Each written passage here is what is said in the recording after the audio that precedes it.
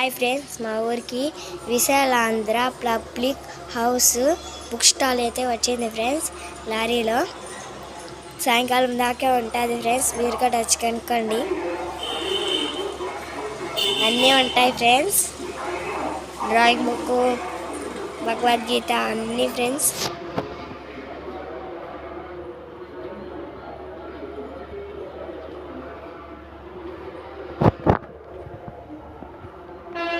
మేము ఈ బుక్ని అయితే కొనుక్కొని వచ్చారు ఫ్రెండ్స్. మా మమ్మీ రామాయణము, ఇది మా మమ్మీకి కార్తీక దీపానికి కావాలని కొనుక్కొని వచ్చింది.